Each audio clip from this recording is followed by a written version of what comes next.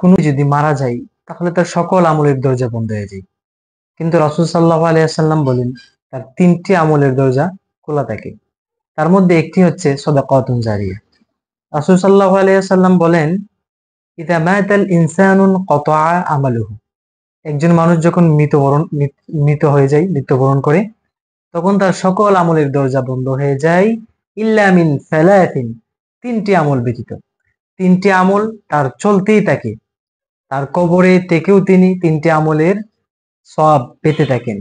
এক নম্বর হচ্ছে সাদাকাতুন জারিয়া, এমন দান যেটা তিনি মানুষের জন্য করে গিয়েছেন, শুধুমাত্র আল্লাহর জন্য করে গিয়েছেন, অর্থাৎ সেটা জারি থাকে।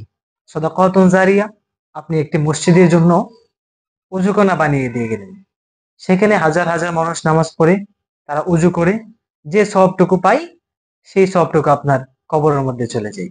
আপনি একটি গাছ লাগিয়ে গেলেন, সেই গাছের ফল দিয়ে মানুষ উপকৃত হয়, পাখিরা সেখানে বসে, মানুষ অক্সিজেন গ্রহণ করে, এখান থেকে যেই সদাকাটা হচ্ছে সেটা আপনার কবরের মধ্যে অটোমেটিক চলে যাচ্ছে। এরকম ভাবে আরো অনেকগুলো রয়েছে। আরেকটা হচ্ছে ইলমুন ইনতাফাউ বিহি, উপকারী এলেম, যে এলেম দ্বারা মানুষ উপকার প্রাপ্ত হয়। আপনি কোরআনের একটি অর্থ লিখে গেলেন, কোরআন সংক্রান্ত একটি বই লিখে গেলেন, এবং আপনি মানুষদেরকে দিনের পথে দাওয়াত দিয়ে গেলেন, তারা আপনার কথা শুনে দিনের দিকে আসলো। এই যে একটি উপকারী এলেম, তারা আপনার জ্ঞান থেকে উপকার নিয়ে উপকার পাচ্ছে, দিনের পথে চলতেছে, এইটা সদাকা জারিয়া হিসেবে আপনি কবর থেকেও এটা সওয়াব পেতে থাকবেন।